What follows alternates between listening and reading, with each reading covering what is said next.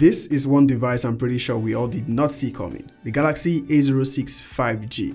I believe like me, everyone else was expecting the A06s, but here we are, so let's talk about it.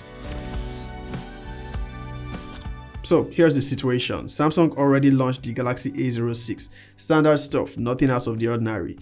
Then instead of giving us the A06s like they normally would, they decided to drop the A06 5G version instead.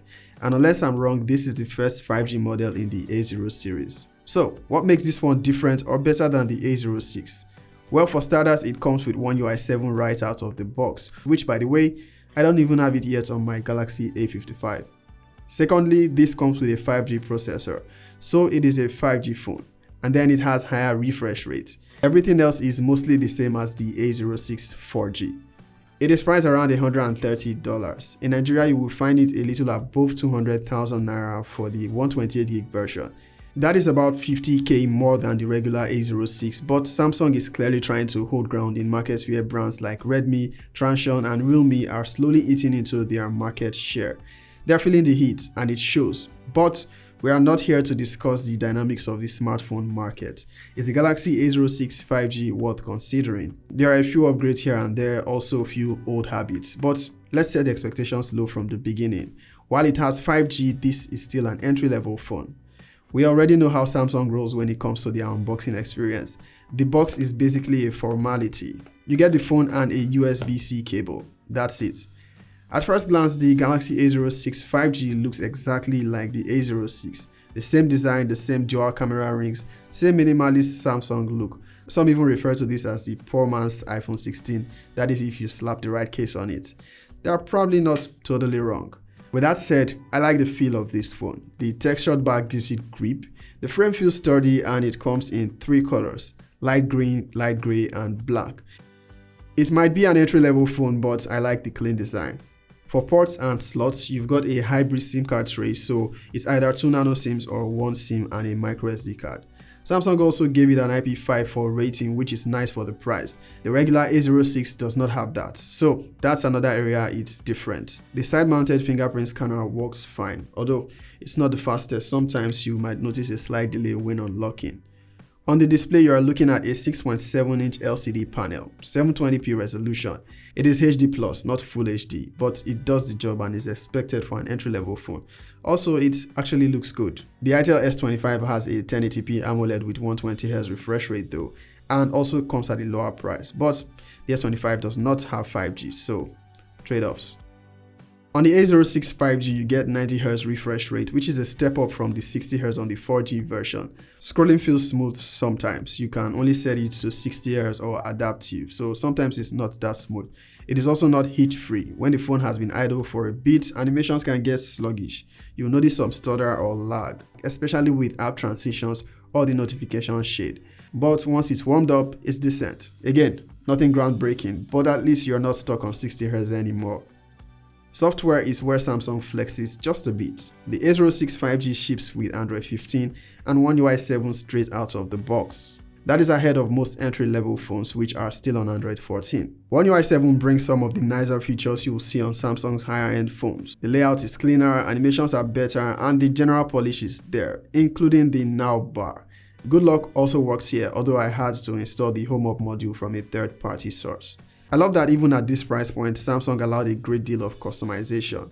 But, and this is important, it still behaves like a typical A-series budget phone on One UI. As mentioned earlier, you will experience stutter or lag sometimes, especially as you start to demand more from it or install more apps. This is not uncommon for entry-level phones by the way, but I've also seen much better responsiveness from other phones at this price point. But it's a Samsung. If this is your budget, this is what you get, unless you're considering a really old flagship from like 5 years ago. Also, there is still no default screen recorder application. Why? Only Samsung knows. You have to install a third-party app for that. But there's still good news. Samsung is committing to 4 major OS upgrades for the A06 5G. That's pretty generous for this class of phone considering its entry level. That gives it serious long-term value. I believe the A06 gets just 2. As for how an entry-level phone will perform 4 years from now, well, let's leave it for then. At least no other brand is offering this much software support at this price point. If you're looking for AI, there is none here, but again, we're talking about a 200k budget phone. If AI is a must-have, you'll want to check out options from Tecno, Infinix, or even some of Itel's newer models. The A06 5G definitely is not here to flex intelligence, just affordability, good software, mostly. And of course, the Samsung brand name. Now let's talk power. The A06 5G is running the MediaTek Dimensity 6300 chip. Now don't get excited, Dimensity does not mean it's high performing. One major thing it brings to the table is 5G, that's its main flex. The Dimensity 6300 is the same processor powering the Galaxy A16 5G. I'll let that sink in. In terms of raw performance, I'd say it's more or less on par with the Helio G99, which means basic tasks are fine. You can browse, scroll, send emails, and check socials without drama most of the time. There are two memory options for this region, 64 or 128 gigs, both with 4 gigs of RAM. I suggest you go with the 128 gig version. 64 will fill up fast and will make the phone slow. For gaming, you want to keep it light. You won't be gaming on high graphics here, but you can squeeze out casual games or run maybe Call of Duty Mobile or Delta Force on low graphics if you must. Just don't expect any miracles. This is not a gaming phone. Battery life is solid here. It packs the standard 5000 milliamps. You get a full day out of it unless you're hammering it with 5G or games. In my period of use, I did not experience any abnormal battery drain.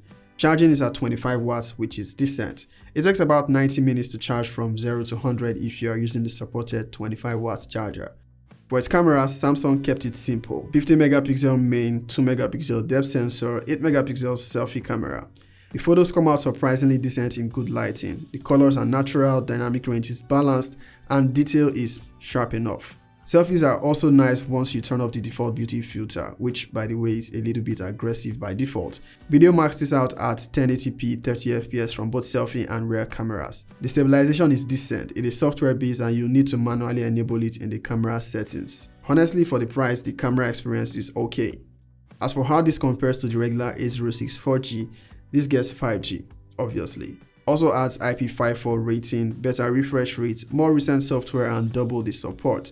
Performance is also a bit better thanks to the Dimensity chip versus the Helio G85 in the 4G version. But here's the thing, at the same price point or even less, in this region you will find devices that have AMOLED screens, better accessories in the box, and yes, even some entry-level AI features. I'm referring to devices like Itel S25, Tecno Spark, the C series, the Redmi 14C or Realme C75. These devices fall in the same price category and sometimes cost even less. But none of them offer 5G or as much software support as Samsung.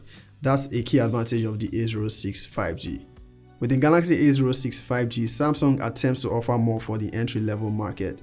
Is it perfect? Definitely not. Do I think it is worth it? Well, if you know what you're getting, yes it is. I'd say it's the proper upgrade to the Galaxy A05. For people who want 5G on a budget, this is the most affordable option available right now. Just keep your expectations low and, of course, reasonable. That's all from me. Peace out.